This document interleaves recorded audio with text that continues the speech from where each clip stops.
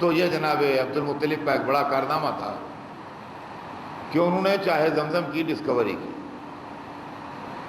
اس کے بعد ان کی زندگی میں ایک بڑا امپارٹنٹ واقعہ اور ہے، وہ یہ ہے کہ انہوں نے نظر مانی خانہ کعبہ کے سامنے آ کے کہ اگر اللہ مجھے 12 بیٹے دے گا تو میں ایک بیٹا اللہ کی راہ میں قربان کروں گا۔ ابھی بھی لوگوں کی سمجھ میں نہیں آیا کہ وہ مومن تھے کہ کافر تھے۔ نے کہا کہ اگر مجھے اللہ 12 بیٹے عطا کرتا ہے تو پھر میں ایک بیٹا اللہ کی راہ میں قربان کر دوں گا۔ اللہ نے بیٹے دینا شروع کیے، یہاں تک کہ بیٹوں کی تعداد 12 تک پہنچ گئی، اور جب بیٹوں کی تعداد 12 تک پہنچ گئی تو اس وعدے کے سچے انسان نے یہ فیصلہ کیا کہ میں اپنا وعدہ پورا کروں گا۔ یہ قربانی نئی قربانی نہیں ہے، ان کے دادا ابراہیم نے خواب میں دیکھا تھا کہ میں اپنے بیٹے کو ذبح کر رہا ہوں، اور وہ اسماعیل کو ذبح کرنے کے لیے لے گئے تھے، لیکن دمبا آ گیا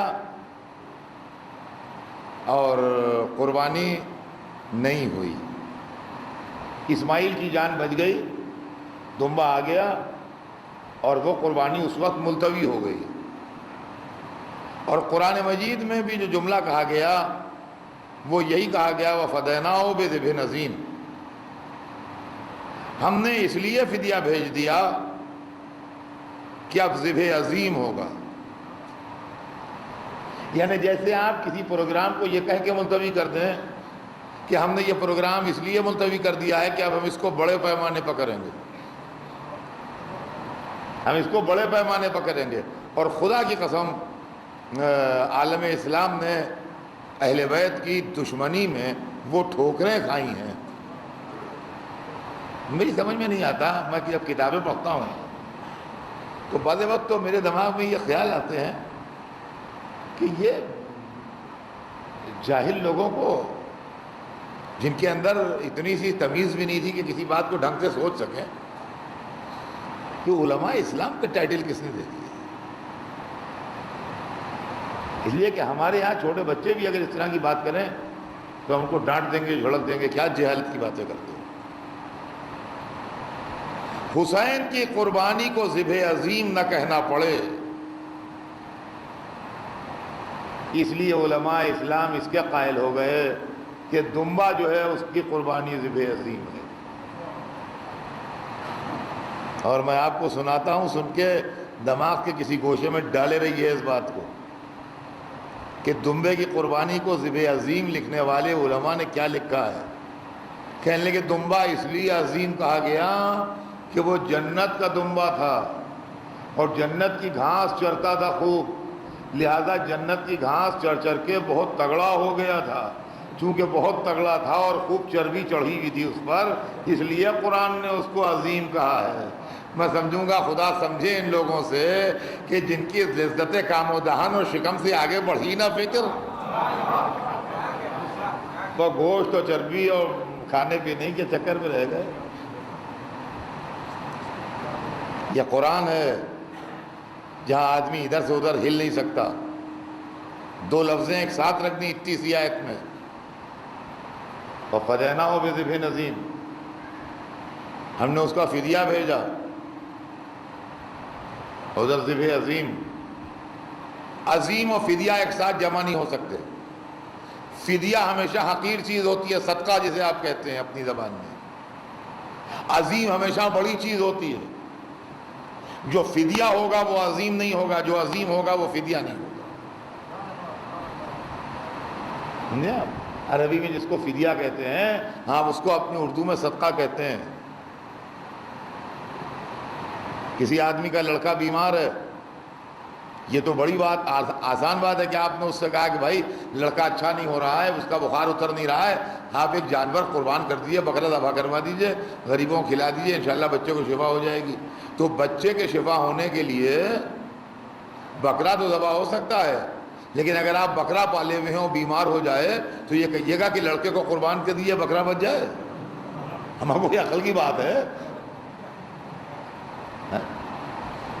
کوئی سوچنے کی بات ہے؟ اگر فدیہ ہے تو عظیم نہیں ہے، اگر عظیم ہے تو فدیہ نہیں ہے۔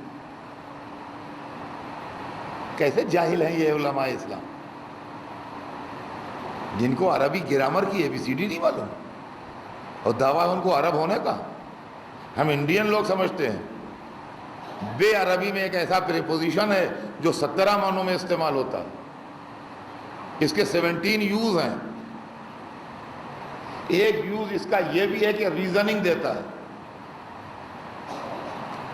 میں آپ کو یہاں عربی گرامر پڑھانے نہیں آیا ہوں، لیکن میں آپ کو صرف یہ سنا دوں کہ بے ایک ایسا پریپوزیشن ہے عربی زبان میں جس کے 17 استعمال ہیں، اور 17 یوز میں 17 استعمالوں میں ایک استعمال یہ بھی ہے کہ اگر کسی چیز کی ریزننگ دینا ہو کہ ایسا کیوں ہو رہا ہے تو بے کا لفظ استعمال ہو، بے کا حرف استعمال ہوتا ہے وہاں۔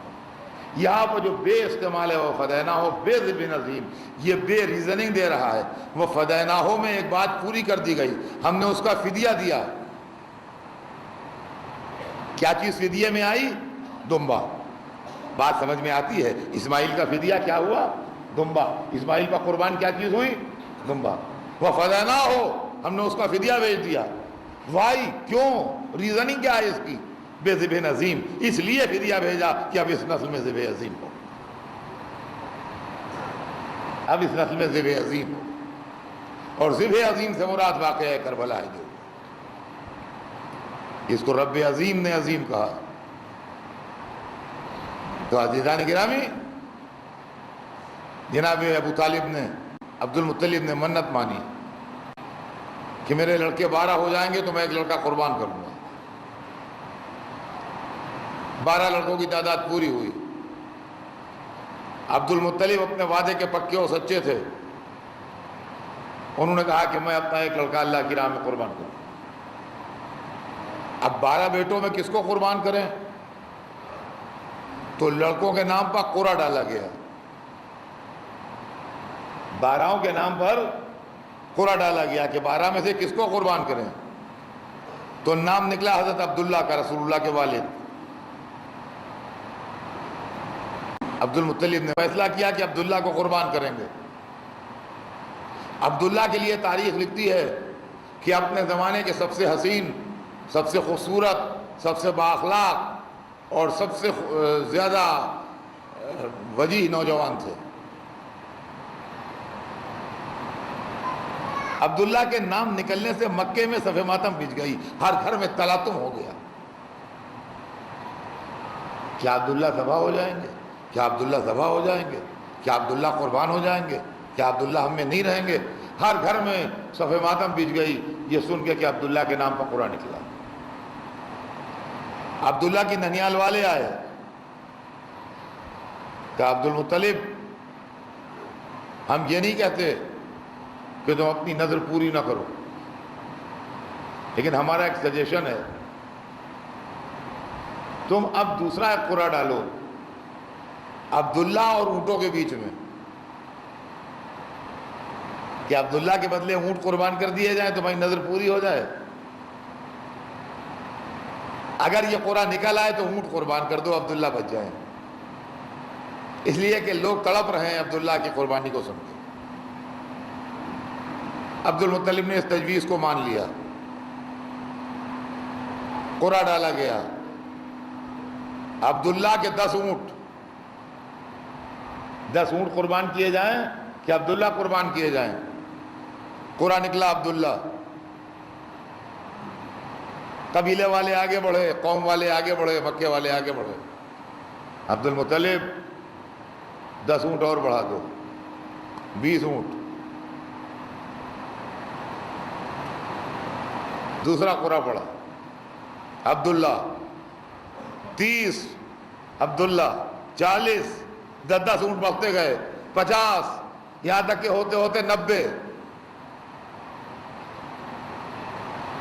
اور 90 اونٹوں کے اوپر جب قرعہ ڈالا گیا کہ 90 اونٹ قربان کیے جائیں کہ عبداللہ قربان کیے جائیں، قرعہ نکلا عبداللہ۔ یہ سمجھیے سانسیں رکی ہوئی تھیں، چہرے اترے ہوئے تھے، دل دھڑک رہے تھے۔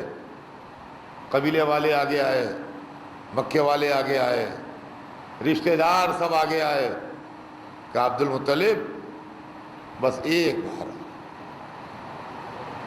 آخری کوشش، اس کے بعد نہیں کہیں گے، ایک دفعہ اور 100 کے اوپر ڈال کے دیکھ لو، اگر اب بھی عبداللہ کے نام قرآن نکلے تو پھر عبداللہ ہی کو ذبح کر دو، لیکن 100 اونٹوں پر ڈال لو ایک دفعہ، بس آخری کوشش ہے، اس کے بعد ہم تم سے نہیں کہیں گے۔ تاریخ بتاتی ہے عبد المطلب نے پھر قرعہ ڈالا، 100 اونٹ کہ عبداللہ، اب کی قرعہ نکلا اونٹ۔ مکے میں خوشی کی لہر دوڑ گئی، ہر ایک کے چہرے پر سرخی دوڑ گئی، ہر ایک کے رخ پر بحالی آ گئی، مبارکبادوں کے شور بلند ہو گئے۔ ایک معلوم ہوا عید کا صدمہ ہے، عبداللہ بچ گئے، 100 اونٹ قربان ہوئے۔ یہ اونٹ اللہ کی راہ میں قربان ہوئے، بتوں کی راہ میں قربان نہیں ہوئے، یہ سمجھ لیجیے آپ۔ اس کی وجہ یہ ہے کہ جب اسلام آیا تو رسول اللہ نے دادا کے اس فعل کو کنڈم نہیں کیا کہ میرے دادا مسلمان نہیں تھے ان سے غلطی ہو گئی، بلکہ رسول مقام فخر میں کہتے تھے انا ابن الذبیحین، میں 2 ذبیحوں کا بیٹا ہوں، ایک اسماعیل جن کے گلے سے چھری پلٹی اور دوسرے عبداللہ جن کے گلے سے چھری پلٹی۔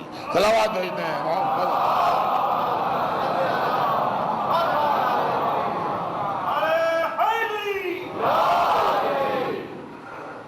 سرور کائنات مقام فخر میں اکثر فرماتے تھے انا ابن الذبیحین،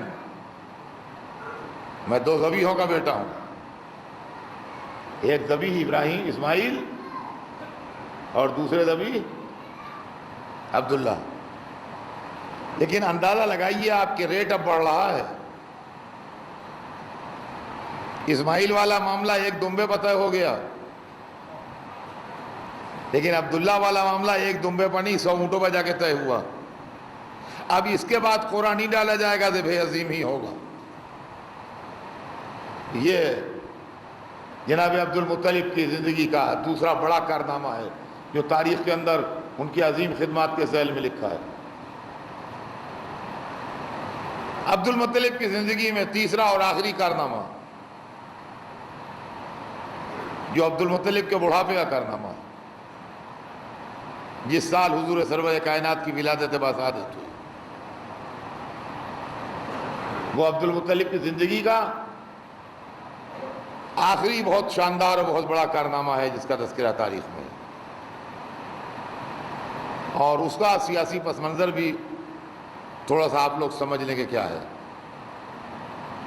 یہ خانہ کعبہ جو ہے اس کے اندر ایک کشش ہے، اس کے اندر ایک اٹریکشن ہے۔ یہ ایسے علاقے میں بنا ہے جہاں کا موسم سخت ہے، یا ایسے ملک میں ہے جہاں نیچرل بیوٹی نہیں ہے۔ جو لوگ مکے جا چکے ہیں وہ جانتے ہیں کہ سعودی عرب اور مکے کا آس پاس کا علاقہ جو ہے وہ یورپ کے طریقے سے ہرا بھرا نہیں ہے۔ درختوں سے ہری بھری لہلہاتی ہوئی وادیاں، خوبصورت پہاڑ، جھرنے، چشمے، جیسے یورپین کنٹریز میں یا ہندوستان میں کشمیر میں ہماچل پردیش میں ٹھکانوں پر آپ دیکھیں گے، اور انڈیا میں بہت سے ٹھکانے، ایسا مکہ نہیں ہے۔ کعبہ جو عمارت ہے اس کی عمارت میں بھی کوئی عمارت کے حساب سے بیوٹی نہیں ہے۔ جیسے تاج محل ہے کہ اس کو دیکھنے ساری دنیا سے لوگ آتے ہیں، وہ دیکھ کے حیران رہ جاتے ہیں اس کو کہہ رہے ہیں، یا ایجپشین پیرامڈس ہیں جن کو دیکھ کے آدمی حیرت کی تصویر بن جاتا ہے۔ خانہ کعبہ کے اندر وہ مذہبی عظمت و جلال اپنی جگہ ہے، مگر آپ کہیے کہ عمارت کے حساب سے کوئی ایسی چیز ہے کہ اس کے اندر آدمی دیکھ کر رہ جائے، حیرت میں پڑ جائے؟ لیکن اس کے لیے ابراہیم کی ایک دعا ہے، اور وہ یہ ہے کہ وجل افئدۃ من الناس تہوی الیہم، انسانوں میں سے کچھ لوگوں کے دلوں کو ان لوگوں کی طرح موڑ دے۔ تو چاروں طرف سے دنیا کا انسان کھینچ کے کعبے کی طرف آتا ہے، اور یہ آج سے نہیں ہے، یہ رسول اللہ کے پہلے سے ہے، پری اسلامک ٹائم سے۔ چنانچہ یہ جگہ جو تھی یہ عرب کا بزنس سینٹر تھا، اور سال میں یہاں 2 پروگرام ہوتے تھے، ایک حج ہوتا تھا اور ایک عمرہ ہوتا تھا۔ حج اسی زمانے میں ہوتا تھا جس زمانے میں آج ہوتا ہے، وہی ڈیٹس تھیں۔ عمرہ رجب کے مہینے میں ہوتا تھا، یہ اسپیشل عمرہ۔ چھوٹا بازار رجب میں لگتا تھا اور بڑا بازار اس میں لگتا تھا، ذی الحجہ میں۔ اسی لیے رجب کے مہینے میں چونکہ قریب قریب کے لوگ آتے تھے، لہذا 1 مہینے لڑائی بند رہتی تھی عربستان میں، اور ذی الحجہ میں دور دور سے لوگ آتے تھے، لہذا پہلی ذی القعدہ سے لڑائی بند ہو جاتی تھی، ذی الحجہ کے مہینہ بھر بند رہتی تھی، محرم میں بند رہتی تھی۔ تو یہ لوگ سوچتے تھے کہ محرم ختم ہوتے ہوتے لوگ اپنے گھروں کو واپس چلے جائیں گے، پھر پہلی سفر سے لڑائیاں پھر شروع ہوتی تھیں۔ اسی لیے آپ نے اکثر دیکھا ہوگا لکھا ہوتا ہے محرم الحرام، تو اکثر لڑکے پوچھتے ہیں اس میں حرام کیا ہے؟